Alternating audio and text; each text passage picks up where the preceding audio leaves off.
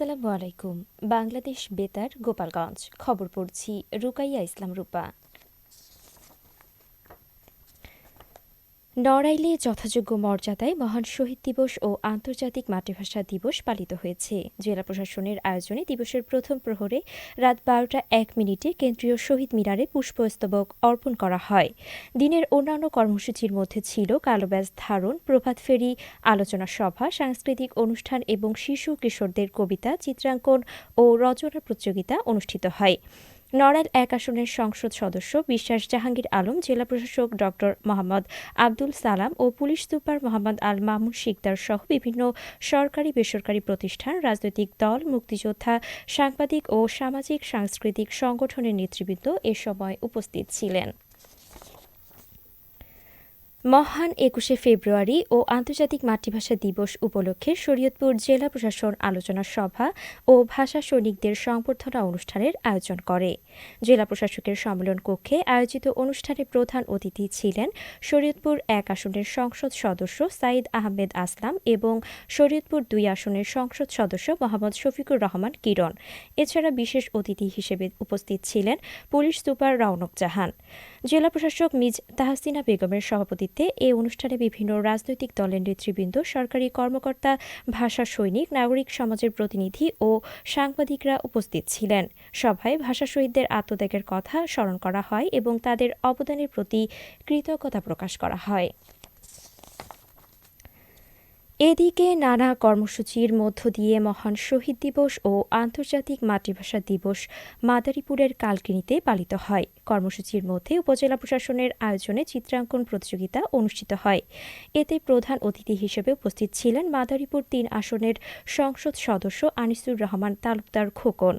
এদিকে জেলা শিশু একাডেমির আয়োজনে চিত্রাঙ্কন, ছড়া ও আবৃত্তি প্রতিযোগিতার আয়োজন করা হয়। এছাড়া ইসলামী আন্দোলন বাংলাদেশ কালকিনি উপজেলা ও পৌর শাখার উদ্যোগে আলোচনা সভা ও দোয়া মাহফিল অনুষ্ঠিত হয়। শিশু কিশোরদের স্বতঃস্ফূর্ত অংশগ্রহণ অনুষ্ঠানকে আরও প্রাণবন্ত করেছে। গোপালগঞ্জের মুর্শিদপুরে প্রায় ১৫০ জন অসহায় ও দরিদ্র পরিবারের মাঝে ইফতার সামগ্রী বিতরণ করা হয়েছে।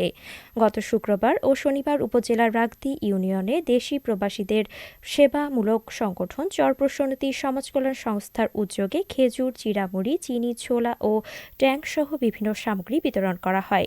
উদ্যোক্তারা জানান, অসহায় পরিবারের পাশে দাঁড়াতে দেশি প্রবাসীদের সম্মিলিত প্রচেষ্টায় সংগঠনটি কাজ করে যাচ্ছে। এ সময় সংগঠনের উদ্যোক্তা মাসুদুর রহমান সহ অন্যান্য সদস্যরা উপস্থিত ছিলেন। মাদারীপুরে আজকের নিত্যপণ্যের পাইকারি ও খুচরা বাজার দর প্রকাশ করা হয়েছে। জেলা কৃষি বিপণন কর্মকর্তার তথ্যমতে পেঁয়াজ প্রতি কেজি পাইকারিতে ৩০ থেকে ৩৫ টাকা এবং খুচরা পর্যায়ে ৪০ থেকে ৪৫ টাকা দরে বিক্রি হচ্ছে। দেশি রসুন পাইকারিতে ৮০ থেকে ৯০ টাকা এবং খুচরায় ১২০ থেকে ১৩০ টাকা। কাঁচামরিচ পাইকারিতে ১০০ থেকে ১২০ টাকা ও খুচরায় ১৪০ থেকে ১৫০ টাকা দরে বিক্রি হচ্ছে।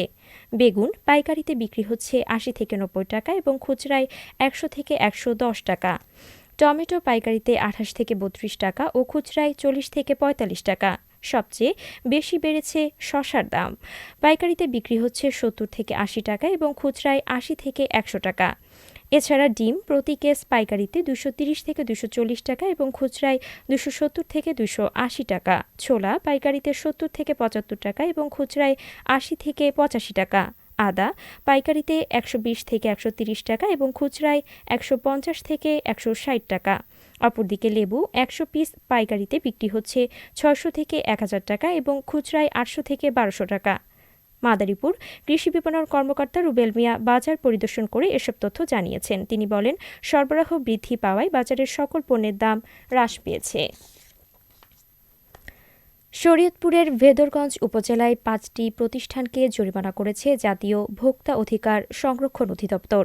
গতকাল দুপুরে ভেদরগঞ্জ বাজারে অভিযান চালিয়ে মূল্য তালিকা প্রদর্শন না করা এবং পণ্যের মোড়ক না থাকার অপরাধে ৫টি প্রতিষ্ঠানকে মোট ১০,৫০০ টাকা জরিমানা করা হয়। জাতীয় ভোক্তা অধিকার সংরক্ষণ অধিদপ্তরের সহকারী পরিচালক জান্নাতুল ফেরদৌস অভিযানের নেতৃত্ব দেন। সবশেষে আবহাওয়া।